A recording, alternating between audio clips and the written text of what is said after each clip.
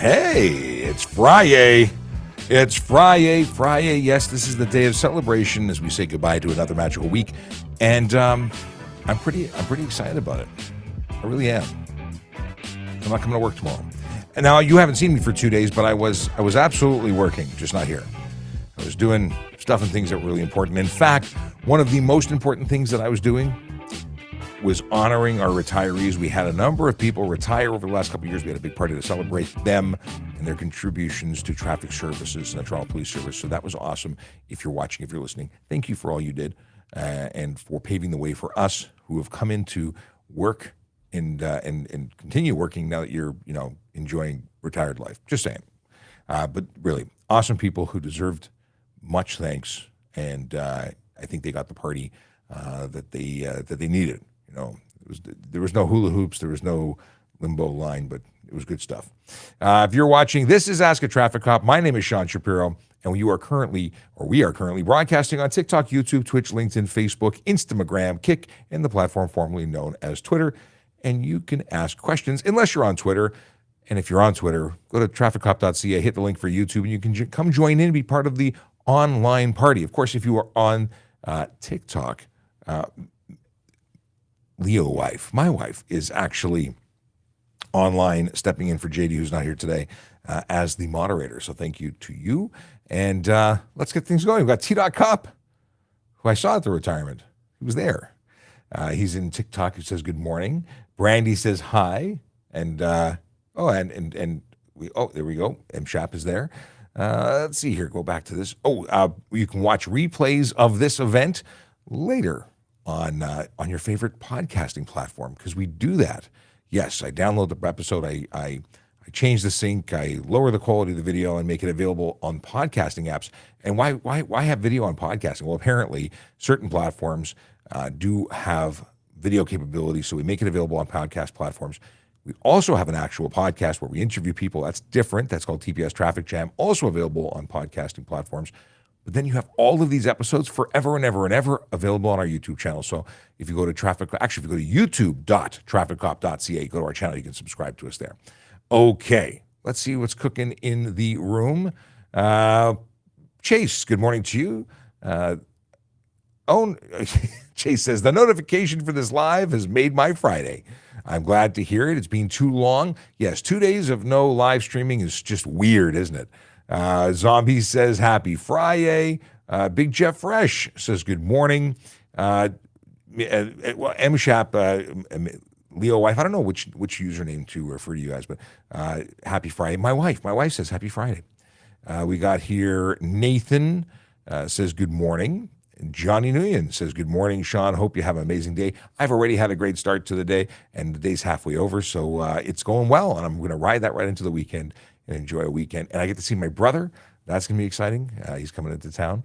Let's see here. Michael says, FriYay, because Sean is live and not retiring. People got scared because I had I uploaded a video and had to change the settings, but people got an alert that a retirement video was coming, and they thought it was my retirement. So I am not retired.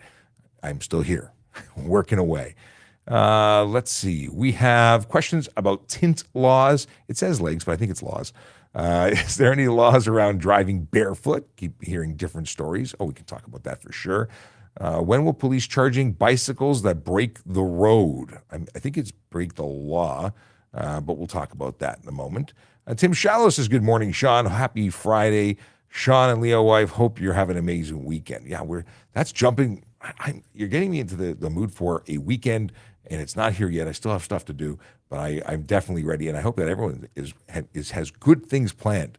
But you know what? A couple of things to think about before we talk about Vision Zero Enforcement Team, and that is that it's getting darker earlier and staying darker later. So things to think about in terms of pedestrian safety. We've had a whole bunch of pedestrians struck, and sadly, many who have been killed. And I want to talk about the things that can be done to help make it safer for everybody. And this is the very quick thing I want to talk about, and we'll move on. But it's darker, so make sure if you're driving, make sure your headlighting system is on. Seeing them is important. Slowing down, giving yourself more time to react when you do see them, that's important too. People talk about speed and don't think it's important. I talk about the fact that speed kills. and no one believes me. And then we get people who get killed and someone wants to make excuses and don't want to, many people want to make excuses and not accept that many of these things are simple to avoid. Slow down, pay attention, don't be on your phone, turn your headlights on. And it's not just drivers I speak to when I talk about this. Pedestrians, wear bright colored clothing. Make sure you're not on your phones. Pay attention to the fact that cars are coming and may not be paying attention to you. I think one of the fatal flaws of many people's days, regardless of how you're getting around, is that we kind of assume that everybody else is doing the right thing, and then we just sort of bop along doing what we do. And we kind of have to assume that everybody's out to get us. It's not paranoia if people are out to get us, because they are. No, they're not paying attention. And it's sad. It's sad when people get killed and it was avoidable, because all collisions are avoidable if everybody's paying attention and doing the right thing. Yeah, sort of a Vision Zero enforcement team. Well, Vision Zero is a whole concept. Vision Zero is that we have a goal of 0 deaths and serious injuries on our roads.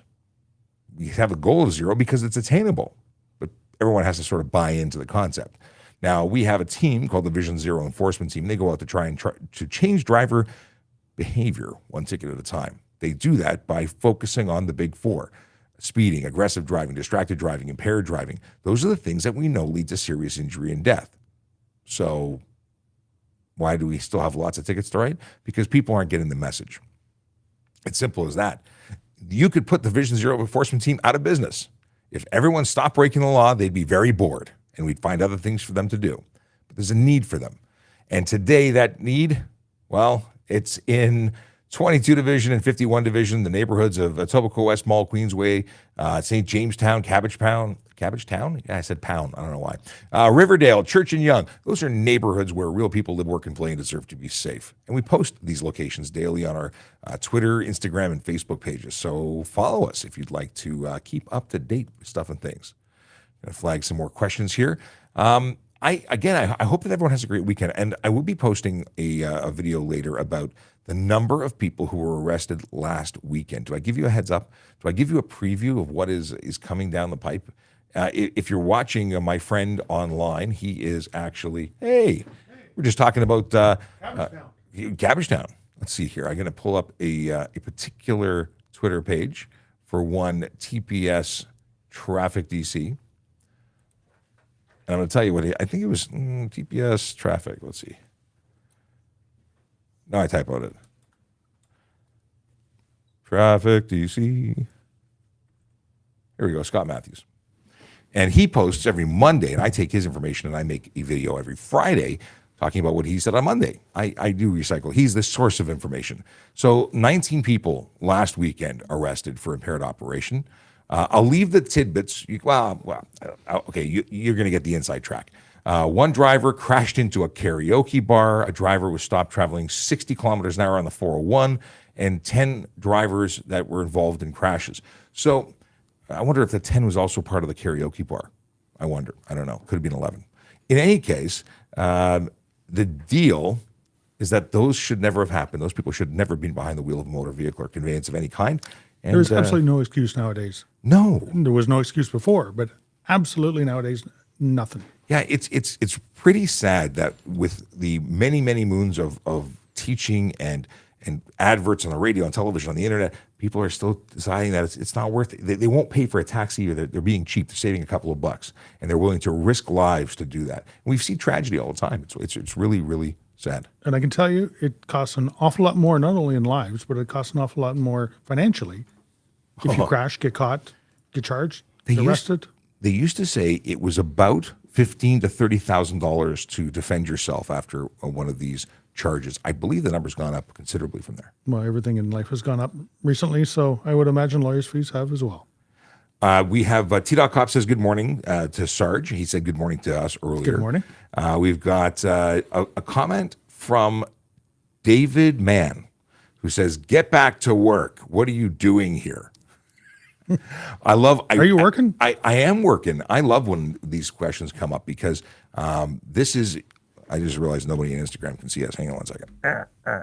They still can't see us. They can see half of us now. There we go. But yeah, this is work. We're media relations officers. We're media relating. We're relating on social media. It's one of the medias. And we're educating. This is important stuff. You could go to a police station, wait in line, talk to a police officer, maybe get the right answer, maybe be told to come back, or you know where you can get us weekdays from 10 to 11, usually, and you can get us on our well, we have hundreds of hours of content that we've created. It's available on YouTube. This is good stuff, and certainly many people appreciate it, even if you think we should be doing other things. And you know what? Wouldn't you rather find out your answer to your question right now, right here, as opposed to at the side of the road, as I'm giving you a couple of signatures? Well, that's it. We're willing to give you the answers to questions so you know stuff before you do stuff and end up getting charged for stuff. And it's a lot cheaper if you learn online. For free, by the way. This is free. It doesn't cost you a penny. You know what? A big shout out to one of the officers I work with today, Constable Tony Vella. His first time on the show. He's watching for the first time. He's watching right He's now? watching right now. He wants us to get a show on Fox and maybe CNN to cover both sides of the spectrum, but he thinks we should be nationally televised. We are not. We're international. This is an international show. It is. We have people from all over the world who Worldwide. shut out. Yeah.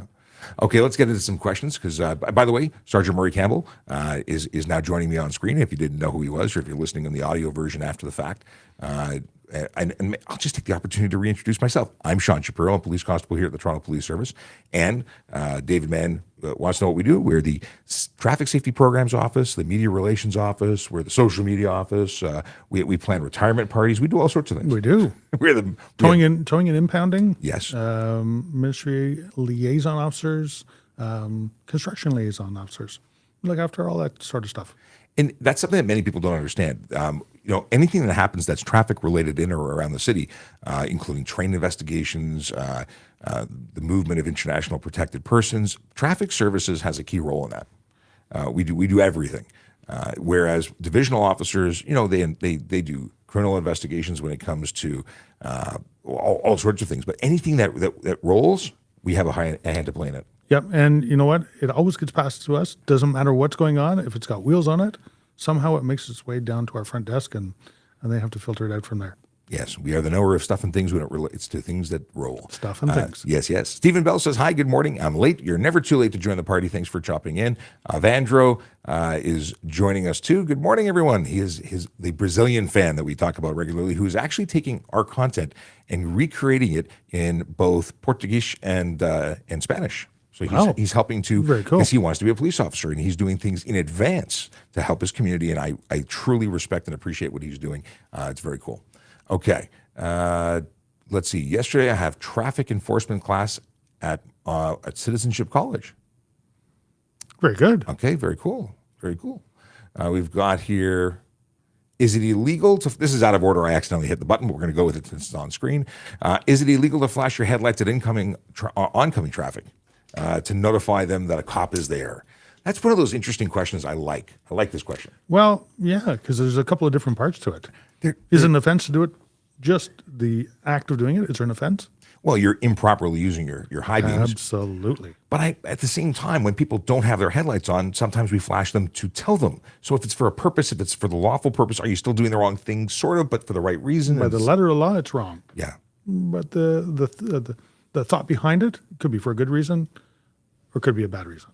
And this is a bad reason, because if you're telling people police are ahead with the hope that they will change their behavior so they don't get a ticket, it's just preventing or delaying their behavior. They're going to do it again 10 minutes later or 10 seconds after they pass the officer. So they could go down the road and hit someone, kill someone. If they get pulled over and they get a ticket, they might actually slow down. And that is the goal. We are not here to collect taxes, as many people think we are, and they accuse us of being tax collectors. What we are here to do is to make the road safer, and by changing driver behavior, we do that. You know what? If somebody is getting caught multiple times, then there's a mechanism in place for them. First of all, there's penalties for them. Their insurance goes up, and their driver's license gets reviewed. So if we don't have those mechanisms in place, the bad drivers, the risk-taking drivers, they're out there, they're not getting caught, and they're continuing to do it and putting you, the person who's flashing their headlights at them, at others, at risk. And why would you want to let somebody else put you at risk? Well, I don't get it. You know, many people think that speeding is no big deal, and until something involving speed or a traffic issue impacts their family directly. If you lose a family member because of a collision, because of an impaired driver, because of suddenly it becomes important. Then you are instantly like a light switch on the other side of it. We don't want you to get there. We want everyone to just go and come and go and safely do what they have to do every day, and not ever feel the impact of the tragedy of a collision that changes lives. Absolutely. And you know what? If you look at it, the higher the speed, the higher the potential, the higher the force to change that speed. So either to hit the brakes and avoid something, to change direction, or when it becomes impacted with something else, the higher momentum behind that causes more damage, more injury, and more likely death. So the answer is you shouldn't be high beaming, whether it's legal or illegal. You shouldn't be high beaming to notify people of radar or speed enforcement. You know what? That's a moral thing that'll be up to you. But you are technically breaking the law when it comes to misusing your head. I got to tell you, personal story. I stopped somebody who flashed me. I was in the plainclothes car. You were wearing a jacket? I was in uniform in a plainclothes police car, and somebody was sitting with a radar, and somebody flashed me, so I turned around, stopped them, gave them a ticket. Good. Question, now we're back at the top of the list. I flagged a whole bunch. Window tint, legs, I think it means laws. Window tint is covered under two different sections. There's a section that deals with certification and the safety of a vehicle. At a certain point, it is unsafe, and your vehicle is unsafe with windows that are too tinted to be certified. That percentage that's lawful for certification is 30% on the windows left and right of the driver. The windows behind the driver, the rear seat, rear compartment, if you have a cargo hatchback kind of thing, those can be as dark as you want as long as you have a clear view to the rear. The windshield cannot have any tint unless it is a 2017 or 2016 or older. They can have a tint strip across the top that's 3 inches from the top of the screen or to the PS1 line. But really, nothing should be on your front windshield, period. 2017 or newer, any tint on your windshield will result in your vehicle being considered unsafe, and you can lose your license plates. But I'll tell you that lesser tint can still land you with a ticket, and that's because if the HTA says that you cannot, what is the word I'm looking for? Obscure the interior of your motor vehicle with a color or reflective tint. Now, gray is a color. It's just tint. Any tint film, reflective or non-reflective, if it's reducing the amount of light in and we can't see inside, can't see if you're wearing your seatbelt, can't identify you, can't see if you're using your phone, that sort of thing, day or night, you're eligible for a ticket. $110. There's another charge for obscuring the driver's view for outward. If you obstruct driver's view, there's another $110 ticket. Things can add up really, really quick. And again, if you're over that 30% threshold, which could be by putting a lower tint on an already tinted window, because some cars come factory tints. You put 25% on top of a window that already has a 5% reduction. Now you're over the 30% threshold potentially. And even if you have a car that is less than the 30% threshold, if you go into somewhere like a tunnel or the darkness or somewhere where the atmospheric conditions change to not allow us to see in, it still may be legal. It's still for certification process, or but not purposes, for driving. But not for driving. So, you know what? I get it. There's a number of things that people want to do to reduce solar load. Some people just want to pick their nose in private. It's my favorite thing to talk about. Yes, people want to dig for gold, but they are potentially lining themselves up for either tickets or for losing their license plates. So my suggestion is don't do it. Buy sunglasses. That's a better alternative. Yeah, most glass nowadays has a UV protectant on it anyways. So it's not going to harm you. Not many excuses. Yeah. Back in the old days when it wasn't there, you'd see, cars with peeling dashes and cracking and stuff like that. You don't see that anymore because the windshield is doing all the work for you.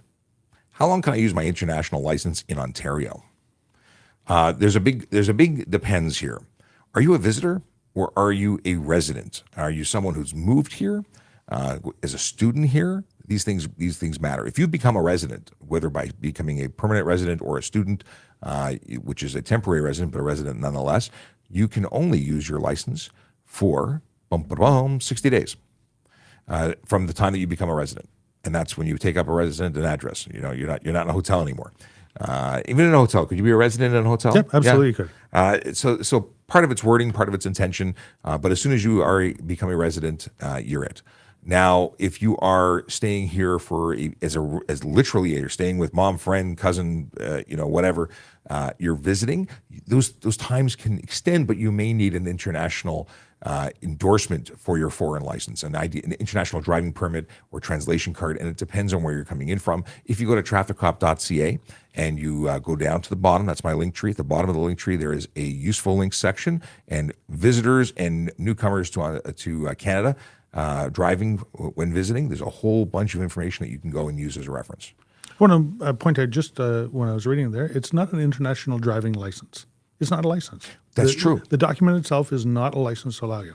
What it does is a translation card that goes along with the license that is valid in the country that you've come from. Yes. And it's only a translation card because we may not be able to read whatever language your license is in. So if you come up here and you give me your international driving permit, which is not a driver's license, I will not accept that. That means you're driving without a license. That is, it has to accompany your foreign license. Yeah, and the information has to be exactly the same. Yes. That's a very good thing to bring up. Important stuff. And that's what we want to make sure is that you know everything so you don't get caught Stuffing making things. Stuff and things. When will the police start charging bicycles that break the road laws, I assume? And the answer is we do. Do we target them? Do we focus all our efforts there? No. Our focus is going to be on the big four always because we're looking for the stuff that protects life. But cyclists do get hurt, and we do enforce laws. We do want to protect, pedestrians from cyclists on sidewalks and things of that nature. It happens, but it doesn't happen as the focus of our missions. And you know what? Cyclists that are breaking the road rules put others at risk as well. We've had instances where cyclists have collided with other cyclists or with pedestrians, and it's resulted in fatality. So, for somebody to say, well, it's only a cyclist, it doesn't harm anything, it's not true. This year, we've had a cyclist run into another cyclist and cause them to die. Yeah, absolutely. Yeah, it is. But very often, whenever we talk about bicycle safety, the bicycle community turns around and says, "Well, if I hit you or if I hit your Mack truck with my bicycle, I'm not even going to dent it." Well, that's true. You might get seriously hurt though, and it's everything. And they'll dislike the fact that I bring this up, but someone has to come and clean up you at the end of that. Someone has to, paramedics and ambulance and doctors and police and witnesses. Everyone's going to see you in that state. Not to mention the traffic, but everyone will be impacted because you got hurt because you potentially did something wrong. We want to prevent everyone from getting hurt as best we can. So that's why even cyclists' lives matter. Yep. And I say that with a smirk because someone is already upset with me before I even said that. We want everyone to be safe, really we do. Okay. We've got, will you do this after retirement? I wouldn't know what to do between 10 and 11 if you stop, just stare at the wall and be sad. Who knows? I might be so bored in retirement that I'll have to do this and just stay and just do this from home or maybe from a beach in the Bahamas or something. Or maybe you'll get a job somewhere else doing this professionally. Who knows? Hey, this is professional. It is. Ish. You got stuff and things inside that brain there. That's right. You know what? It needs to come out. That's it. We'll talk. I'll talk about cheese or something afterwards. Cheese. Yeah, I like cheese. Are there any plan? I don't know what the NY is. Are there? Oh, it's the NE. Are there any plans to make people with scooters insured? E-scooters. They're making real biking dangerous. I talk about it all the time. There is nothing that I'm aware of that is going to change with electric scooters, e-bikes, e-vehicles. In fact, I think there's going to be more e-vehicles of different kinds that are going to be tested and permitted to be on the road legally. They'll have to follow different rules. There's an electric vehicle and light vehicle and what is the other word I'm looking for? There's I don't know. This is your story. There's a pilot project that's coming out, and it's for mobility. Yep. E-mobility devices. Yeah, mobility. Let me pull it up. Mobility Pilot Ontario. Let's see if I can find it this way. Economy, no.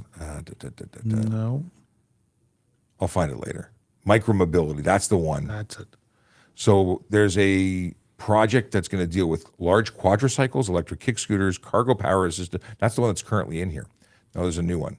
Micromobility Pilot. Okay, micro. Watch Sean Google. Transforming the way. That's the same one. Same one? Yep. In any case, there is something here. There's a pilot. I'll have to find it later, and we'll talk about it maybe next week. But they're basically talking about bringing a whole bunch of vehicles, and it's going to change the way the road landscape looks again. Yep. And I have some concerns, and but ultimately it's going to be tested, and we're going to see it play out in real time. And we as the police are consulted when they bring out these new pilot projects. We give feedback. They don't always listen to us, but we give feedback because, like we said before, we want to keep everybody safe, and we want to make it the safest possible while allowing people to explore these new ways of transportation. Yeah, and there's benefits there. There are potential benefits. Absolutely, there is. I see some of these things; they're mostly unlawful on the streets, but I look at them, I go, "That's kind of cool. I want to try that." But I won't do it because I know they're unlawful. And some of them are very dangerous. Like I look at those electric unicycles, and I don't know anyone who has been able to make an argument to me that a one-wheel balancing system running on batteries that does 60 or 70K an hour is just safe. And I will give credit where credit is due. The people who are riding that for the most part are wearing body armor. They're wearing like motocross shells. I was about to say, you can tell the difference between an e-scooter because sometimes they don't wear any protective equipment, but on those one-wheeled unicycle type things, they're wearing full-on motocross helmets with goggles and shoulder pads because is the potential higher that they're going to get seriously hurt going that fast? Absolutely. Do you remember Super Dave Osborne? Yes, I do. So Super Dave Osborne, for anyone born probably after us, probably doesn't know who that is, but there was an SCT. It was SCTV, wasn't it? Yeah, it was a local. I think it was SCTV. Yep. A comedy show, and Super Dave was a segment. I think it eventually turned into its own show. But this is a guy that would be launched. I mean, they would take a rag doll, essentially, a dummy that they'd shoot out of a cannon. But that was a big spiel of the show. And I just visualize these people in collisions. And I've actually seen dash cam from collisions involving these people on one-wheel unicycles. It's horrifying. They're basically just ragdolls being rocketed through the sky, hitting things, and bad things happen. Bodies are not meant to travel through the air and land on hard things. Anyway, moving along. Yes. So to answer the question, we're going to see what happens. We're talking the next one though is about insured. But again, should they be insured? I think everything should be insured. And now even I make the argument, and lawyers have talked about the fact that they are sort of insured. And if a bicycle hits a car, your car insurance can pay for it, even though it's their fault. My own car insurance, if you run into my car. Yeah, your insurance pays for the cyclist. The one that I paid for. Right, that they didn't pay for. Right. They're going to get some coverage. If they have home insurance or car insurance, it may also pay for them for extra benefits, but it's a really messed up system. And I don't think it appropriately covers those people, but that's So if they do something wrong, riding a bike that's uninsured, it ends up being my fault and I have to pay for it. Yeah. Even if you don't get charged for it, but your rates might go up. Yeah, it doesn't seem fair. It's a little bit confusing. When making right turns, are you allowed to go into the bike lane or to stay in the live lane? Depends. Yes, I don't know. Someone asked me the very same question yesterday, and I wonder if it was you, if you saw my response. But it depends on the way that the individual bike lane is constructed. If it is a cycle track, then you do not go into the bike lane because it's a protected environment. If it's a cycle lane, it's got a hash mark to it. You're actually entitled to go and pinch the curb, and that would make it so the bicycle could either stop and wait behind you or pass you on the left-hand side of your vehicle safely when it's safe to do so. There's a lot of misunderstanding. There's a lot of belief that a cyclist has a right of way. It's just another lane that's protected to protect them from the cars, but not to give them necessarily an advanced lane to rocket past other people. So we have a lot of, we occasionally, I don't want to say a lot of, we have occasionally situations where cyclists get cut off and it's not their fault. And then we have sometimes where they don't believe that the car should be there and they run into them. Maybe not intentionally, but it depends. Depends on the design and construction of that intersection. At the end of the day, you're making a turn. You're in a liability situation when you're turning. Make sure you don't cut anybody off. You're responsible for making sure you can complete your turn in safety, and you want to pay attention to the cyclists because as much as I poke fun occasionally at them, they're people. I want to protect them and make sure they get to where they're going safe too. Yep, and they have a right to travel on the roads just as much as the cars do. Absolutely. Can you be pulled over for going up and down on your speed? Up and down? Why? Are you speeding and then coming back to normal? Or are you driving at the normal speed and then going slower? Are you obstructing traffic? Are you going in There's excessive a traffic? lot of I want to talk about this, but I don't have enough to even talk about this. I can tell you, you'd probably upset an awful lot of people behind you. You're probably going to get investigated for impaired driving. If you're going up and down in your speed, like you can't maintain a constant speed, we're going to wonder what you're doing. It's either you're on the phone, you're impaired. Like maybe there's something else you're looking for, and we're not picking up what you're putting down. So maybe rephrase your question and come on back. Do you need a license for an e-scooter? Depends. I say depends because there are e-scooters that are not e-scooters. There are e-scooters that are very much motor vehicles under the Highway Traffic Act that are not legal for the road anyways. But you'd save yourself one ticket if you had a license. Yeah. So an e-scooter or an e-bike that has been modified that does not meet the exemption of that e-scooter e-bike, And I should clarify, is a motor vehicle, would require, like an e-bike, turns into a motorcycle. and an e-kick scooter is a stand-up scooter, which if it goes more than 24 kilometers an hour, is not street legal in any way, shape, or form. But if you had a license, that's one less charge for driving a motor vehicle without a license. Right. But so you have the legal permissions or legal criteria that make an e-bike or e-kick scooter legal for the road. And in Toronto specifically, e-kick scooters are prohibited regardless. But in some places in Ontario, they're legal. So you have the ones that qualify, and if they qualify, they're treated like bicycles. They don't need licenses. But the second they breach that, they're not covered by the legislation that gives them the benefit of being treated as a bicycle, and they become motor vehicles again, or they revert back to their original state of always being motor vehicles, because you've got these things that were designed to go 50, 60, 70K and are limited. They're not really okay for the road. If you have if they're capable of more than 32 kilometers an hour on a flat surface, not legal for the road. If they have a motor greater than 500 watts in power, not legal for the road. And people go and say, well, they put a little limiter on there. And they take this big old 1,200 or 1,500 watt or a 12,000 watt motor, and but it doesn't go more than 32 kilometers an hour. Well, that's not legal because there's a switch. Until they unplug it. Right. So there's problems. And you know what? There are electric motorcycles out there. Mm-hmm. For example, Harley Davidson makes a 100% full electric motorcycle. It is like a rocket. It needs to be licensed, insured, and it passed Transport Canada regulations. And it is a motor vehicle, a motorcycle, and you need a motorcycle driver's license. For sure. In the same way that a Tesla is an electric car, the same as any other car. Well, one is gas powered, one is electric powered. It's funny, we were talking about this earlier, and I said, if nobody else needs a license and all these things do the same thing as a car, why does a car need a license? Like, at a certain point, they're going to have to regulate everything because there's just so much on the road that you can't give special treatment to everybody, because then why have a car at all and pay for all this stuff when you could just have all this other stuff? There's going to be a change. There has to be. Sean, why do they make regulations? Because someone done something. Right, because there's a problem and they have to regulate it. Yeah. So it's coming to that point right now. I think so. It's getting so busy, especially in the city of Toronto, with everybody doing everything all the time. They're going to have to step up and make regulations to control it, just to make sure it's safe for everybody. Mm-hmm.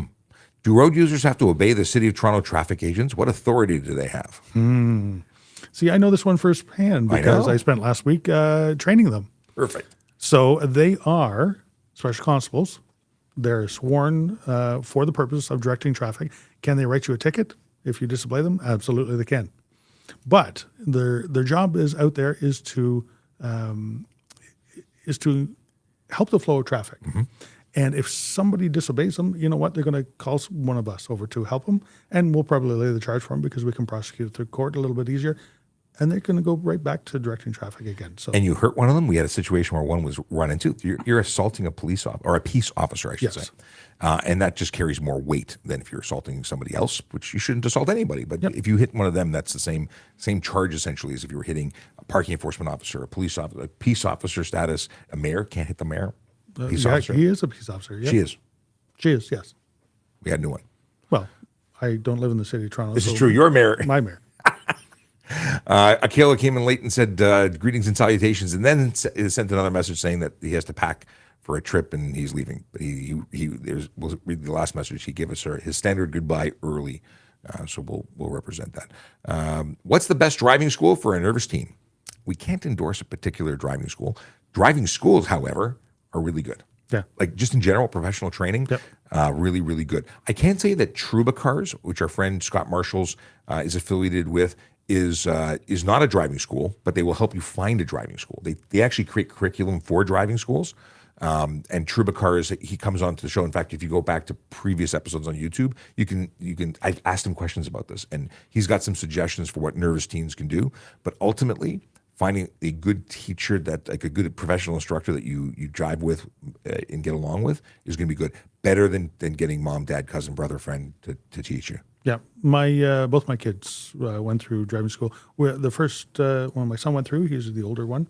When he went through, we found a really, really good one that he clicked with, and I made sure that when my daughter went through, went with him as well, and he was fantastic, absolutely fantastic. And they both passed on their first go.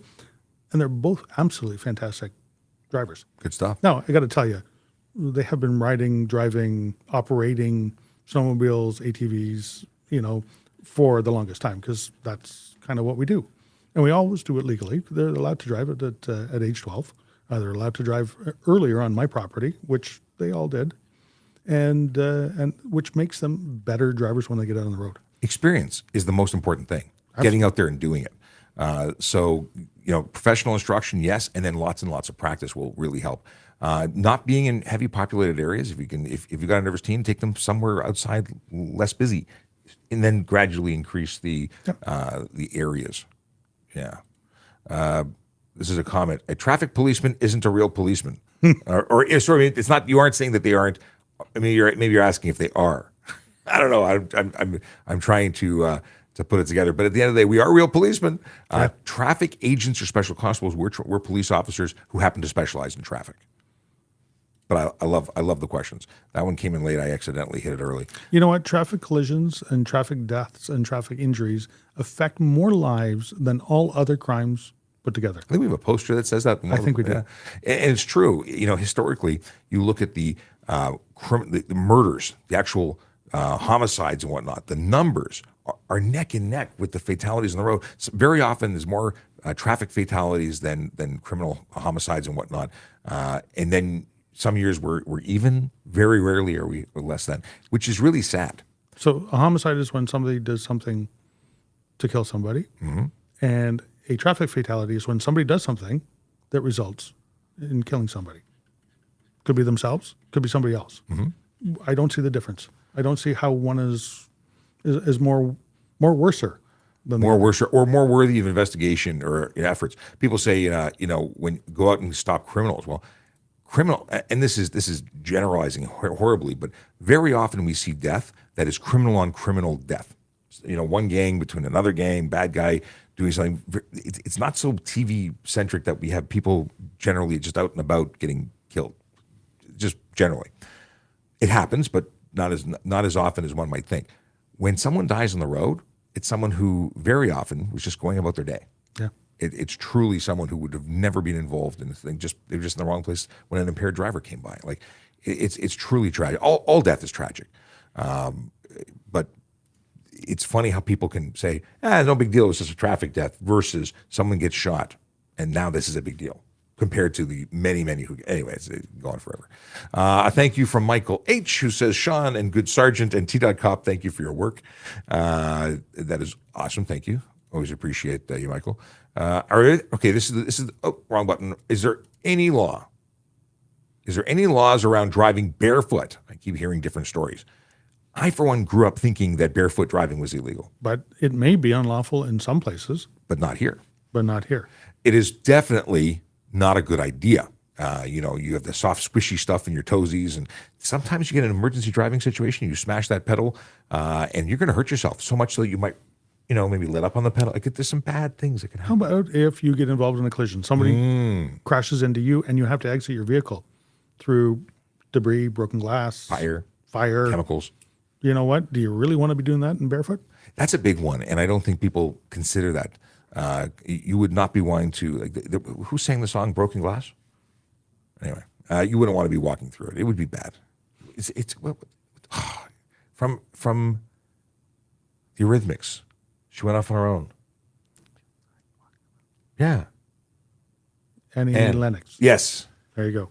See? Look at that. Way back there, I pulled it out. From the recesses. If I showed my insurance electronic copy on my phone, is it right to get fined? Depends.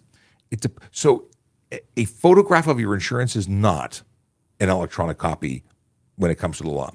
It has to be the original slip or provided through an app that comes from your insurance company. Technically speaking, it has to be an app that is secure, and you have to be able to send the police that document. There's a criteria other than just show me a picture of a piece of paper. So it depends. Is it right to get fined? If You're not doing it right. If you're breaking the it's law, right then to get yes. fined. Yes. Okay, what is this? So is any window tint legal in Ontario? Yes. We covered this earlier. If you rewind and replay, if you're on TikTok, you can't actually rewind. But if you go to YouTube, essentially, 30% light blockage is the maximum. So 70% of light has to come through in the windows left, right of the driver, nothing on the windshield. Rear windows and back can be as dark as you wish, as long as you can see clear view to the rear by way of mirrors. But that doesn't mean that it's legal because it's legal for certification with 30%, but if it's dark outside and we can't see inside, you're eligible for a ticket. I know it sucks, but that's the deal. If we can't see you, you're good for a ticket. Yeah, absolutely.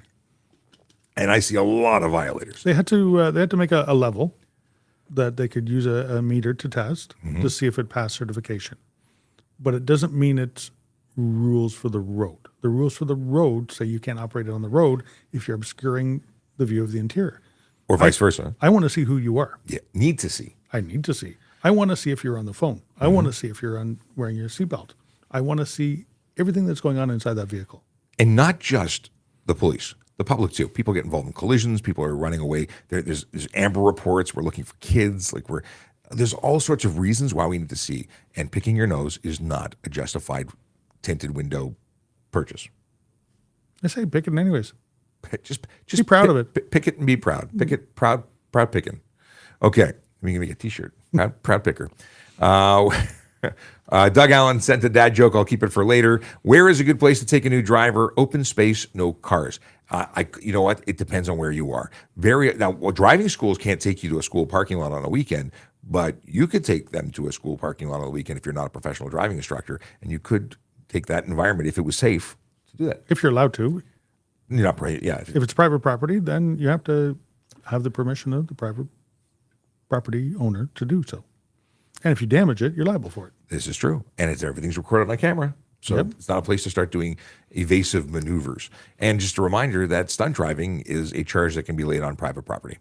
But open space, there's tons of places early in the morning if teens want to wake up early. Maybe with maybe with the advertisement of driving time, wheel time, maybe that's good. But outside of the city in more rural areas is probably the place to go.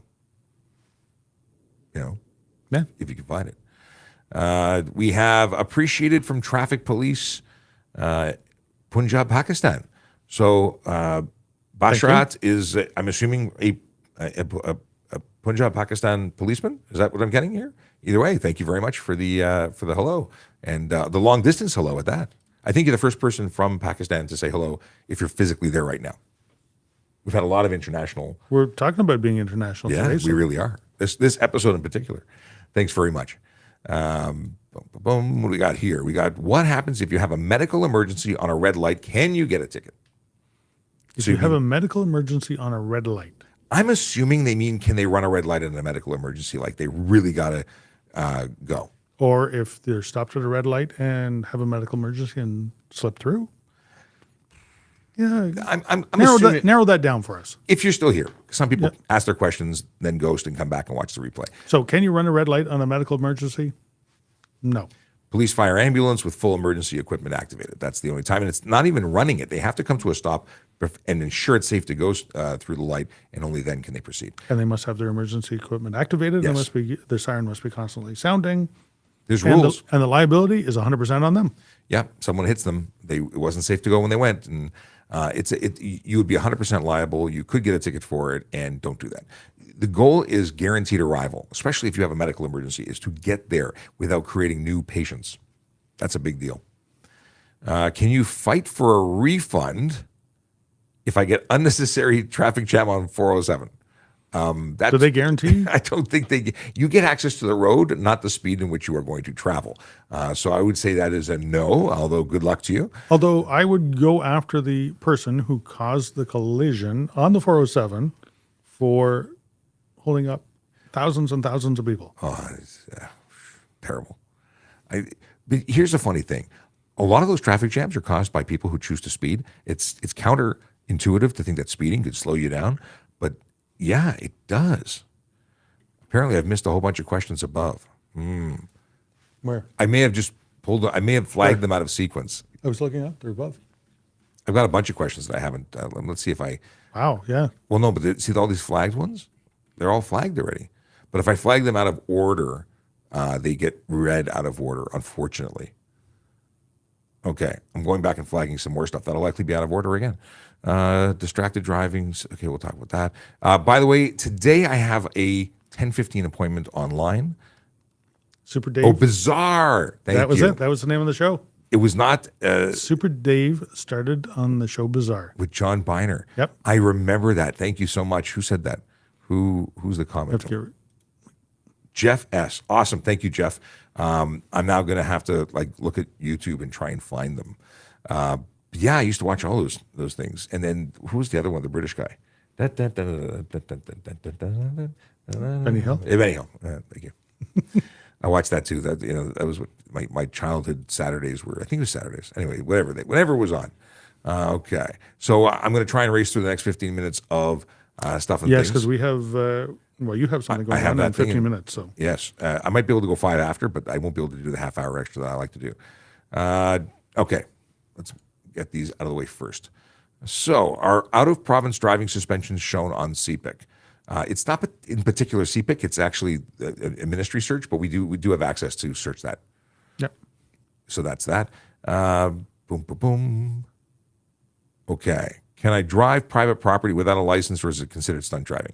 So there's no charge for drive no license applicable to private property, but stunt driving without a license on private property will still get. Well, actually, stunt driving with or without a license on private property will see you getting charged. Yes.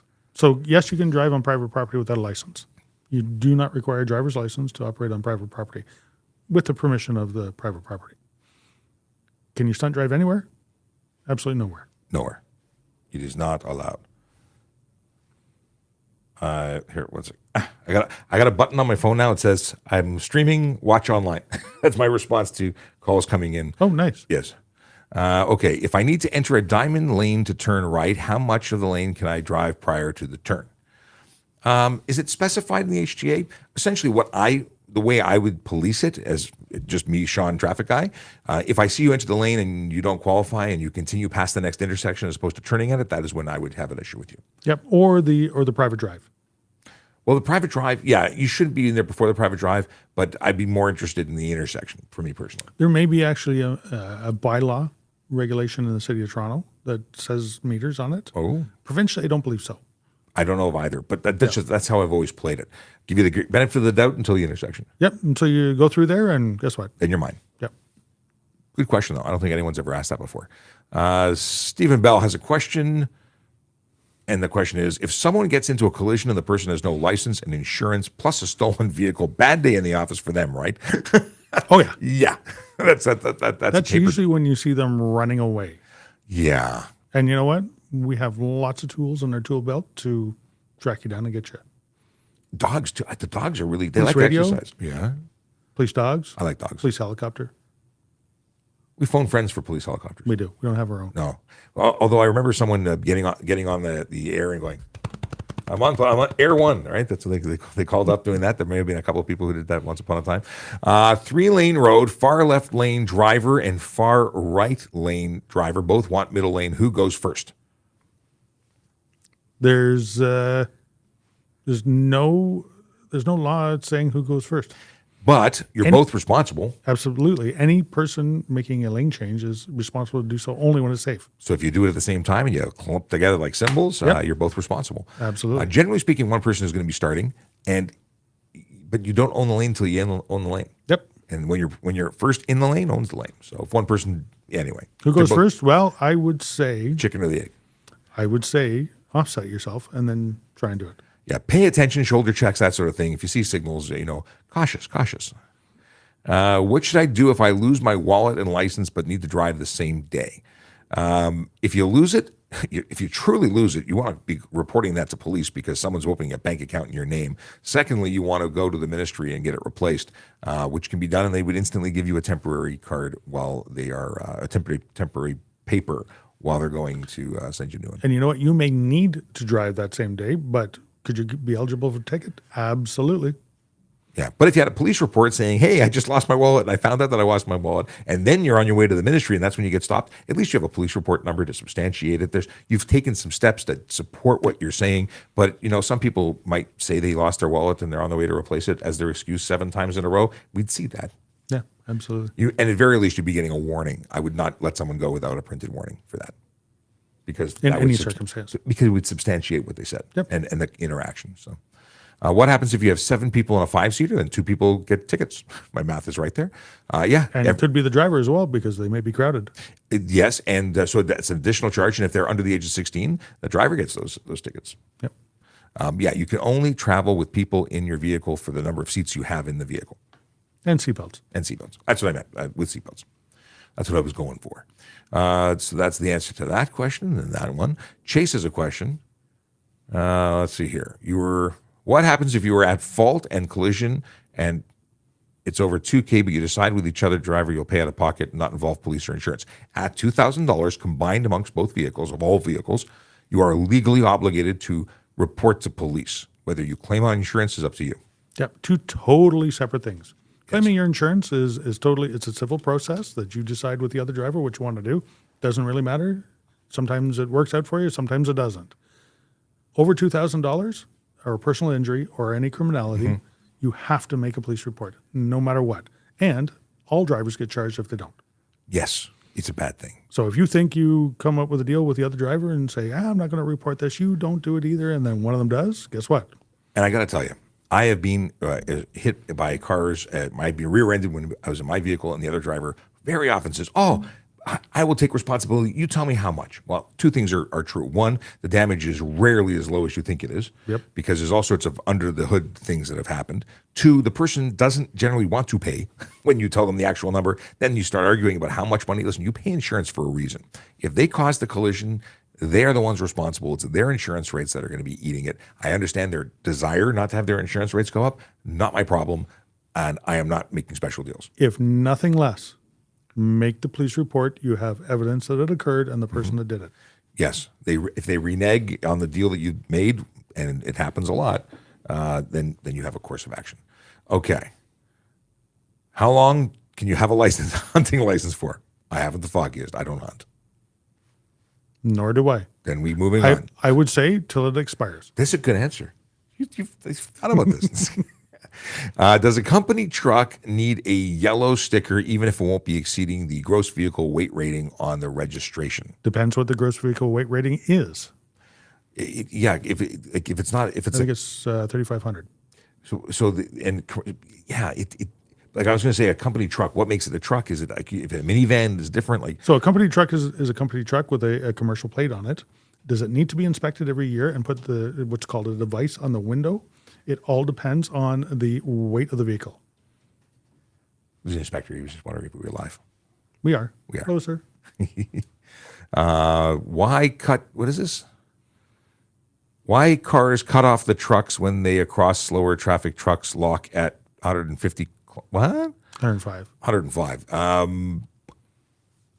Because drivers can sometimes be ignorant. Yeah, I was going to say cars that cut off trucks are just not very good drivers, or maybe clueless to the fact that the truck.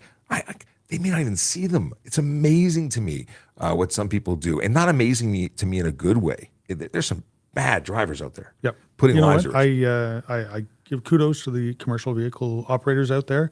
They do this for a living. 90% of the time, they are professional in what they do at all times. They have huge vehicles that takes an awful lot of time to get up to speed and an awful lot of time to bring down from speed. They're carrying weight. And they can be, 60, 65 feet long sometimes. And the ones on the 400 series highways, the 401 in the corridor, they can have double 53-foot trailers on top of it. That's a long train of vehicle to be in charge of. They don't stop on a dime. There's none of this lock up and no. This is a train essentially taking a long time. Trains could take kilometers to stop. They have hundreds of cars. This is still like you have to think of it that way. I want to drive all sorts of vehicles. I do not want to drive an 18-wheeler loaded. No interest at all. I know I think you've said you have in the past. I have, and my son, very interested right now, and actually wants to go to school for it and give it a try. I want nothing to do with it. Yeah, kudos to him. If he wants to do it, 100%. Just do it properly, do it safe, and For sure. Chase wants to know, why do police often lay careless and speeding along with stunt? Isn't stunt the most appropriate charge usually? And why don't you lay cell phone and careless then? sorry, for the last part there, cell phone and careless, absolutely. Laid it myself. As soon as you pick up the cell phone, as soon as you touch it, that offense is committed. It's called fait accompli. The cell phone charge is late. But if you're on your cell phone, you picked it up, you're using it, and now you're doing this with it instead of looking up here, that's a cell phone. You picked it up, you're using it, and you're not paying attention. It all depends on the officer and what they substantiate in their mind and on their notes, and how they interpret, whether they want to be a nice guy, a less nice guy, how they interpret the action. Yep. Police officers are able to lay the charges as they feel appropriate and can substantiate. Now, can you lay a speeding and a stunt? Not a careless and a... Yeah, speeding and stunt, absolutely. Yep. Careless and speeding and stunt, I don't know if that would work together, but maybe in some jurisdictions that's how they do it. I don't know. I've never done that. I haven't done careless with speeding. I've done speeding and stunt together, but not careless. Right. And cell phone and careless. And if it was stunt, I would be aiming towards criminal dangerous. If it was stunt, and like instead of careless, it would, because careless, stunt, and criminal dangerous, sort of, that's the sort of the row for me. As they escalate, I wouldn't combine those. Let's see here. Does your muffler have to be located at the far rear of the vehicle? Interesting question. You've got an answer for that. I do. It has to be at the rear of the passenger compartment. It can't come out of the back. And pickup trucks, even in front of the wheels. Vehicles manufactured before a certain date, thinking sort of the older Corvettes and the older Shelby Cobras, things like that. They can come out in front of the back wheels. But any vehicle manufactured, I'm going to say 70s on, has to come to the rear of the passenger compartment of the vehicle. The trunk is still part of the passenger compartment. Trunk is? Trunk is. Okay. I guess especially in newer, it's one kind of hatch cappy. No, it's one enclosed thing. So with a truck on a frame, the passenger compartment is separated from the bed side of it. So the exhaust can come out just behind the passenger compartment. Gotcha. And that's to keep CO2 out of your car. So you don't die. Yeah. It's probably important. What kind of cars does the Vision Zero enforcement team get to drive compared to TES units? So what's TES? Traffic enforcement. I don't know. Something. So they TPS? Maybe TPS unit. So our primary dispatcher or response vehicle is going to be a Ford Explorer, Police Interceptor. We used to have Tauruses. I think they've almost all been phased out. Yeah, there's a few of them still around. Unfortunately, there's no more Crown Vics. But the Vision Zero enforcement team has minivans, has SUVs, has pickup trucks. Yeah, they've got some Chargers. Yeah. Really fast Chargers. Ooh, yeah. They go vroom, vroom. Yeah, they have some pretty cool vehicles. And, some of them you wouldn't even recognize to be a police vehicle. The Acadia that they have. It looks like a SUV? Yeah, just a regular SUV. We had a couple of minivans here for a while. Yeah. They were great. They weren't great for comfort. They were like a short minivan, Pontiac. Yep. They weren't great to drive. But they were great for catching people. Yep. So Kiana wants to know, what does the emergency task force do? I was going to say work out. They do that. They do a lot of stuff. I got 2 minutes left. I want to see if there's any, let's see here. Kiana also got a parking ticket for parking sideways at the end of the driveway between the sidewalk and the road. Why is that? Well, that's actually city property. Yeah, that you don't area own that. Yeah, it's not yours. And generally speaking, it means, just having spoken to Aaron, not Karen, about this, that's not something they generally enforce unless someone's complained. Great. So that means that one of your neighbors is a fun person. Just saying. And loves you. And loves you a lot. Wants to complain about you. Yeah, that's my understanding. I could be wrong. Maybe they do enforce it now. If a guy's license is suspended in Ontario, can they drive in other provinces? Oddly enough, we have these wonderful laws that say if you're suspended in another province, you're suspended here too, and vice versa. If you're suspended here, obviously it doesn't work anywhere else. If you're suspended in the States, would it be suspended here? We'd consider it a suspension. But if you go back to that area, you can get arrested. If you're suspended, if your driver's license is suspended, it means it's not valid. Right. You can't take that and drive anywhere else because it's not valid in the Origin. state or the province that issued it. But if So you're you don't have suspended somewhere else, so if you're an Ontario driver, you're suspended in Virginia, there may not be a communication. We may not be aware of it. But I guarantee you one thing, you go back to Virginia and you're driving, they will arrest you because they do not mess around. Yeah. So it all depends. If we know about it, we're going to suspend you or we're going to consider you suspended. All right. I have spoken longer than I thought I would about things. I have missed a whole bunch. But because I have a meeting in 15 minutes, I have to prepare for, I'm going to have to cut it off short. And I Just give me one more. 1932 Ford? Yeah, I mean, I like old cars, so. I own a 1932 Ford with original ownership, I think Probably you're going ownership. with. I don't need to wear a seatbelt, question mark. Is it manufactured with a seatbelt? It was not. Probably not. No. Then no, you don't. So vehicles are required to maintain the rules and abide by the rules when they were manufactured. And that's why a lot of custom car people buy old cars and then drop big old engines in them because they maintain the rules and regulations of their original manufacturer. Until it becomes so substantially modified that it is not an image of its original. But So there. yeah, there you go. Very cool. That's it. We're done. By the way, I got to say, Oh, one dad joke. yes, the Before dad you go- joke is flagged. We covered this one already. What happens there? Well, let me take this one last one. No, just a dad joke. Just that joke? Okay. You gotta go. Good morning and happy Friday. Did you hear about the pot of coffee that had to file a police report? Apparently it got mugged this morning. That's not a bad one. Let's see here. We've got, how do moths swim? They use the butterfly stroke. My dad used to always say the sky's the limit. That's probably why he got fired as an astronaut from NASA. I get it. I get it too. But I like it. Yeah, it's not bad. Anyway, Wah, wah, wah. okay. Why does Sherlock Holmes love eating at Mexican restaurants? They always give him good quesadillas. Case ideas? Case ideas. All right, that's it. Last one because it's Friday. It's the Friday joke. I tried to call tinnitus helpline, but it just keeps ringing. Tinnitus? Tinnitus is the ringing in your ears. Yeah. Okay, I like that one. That's not bad. Folks, it's been a magical Friday. I didn't get into nearly as many questions as I thought I would. For that, I apologize. I'd love to answer your questions. Please bring your questions back on Monday, 10 to 11. We'll do it all again. I won't have anything afterwards. We'll probably go late. Usually we go to 11 o'clock and then stop taking new questions, but answer all of them. And unfortunately, I got to go. So have a wonderful weekend. Stay safe, drive sober, and we'll see you Monday. lawfully. Park lawfully. Yes, very important. Yes. Tickets bad. Have a great weekend.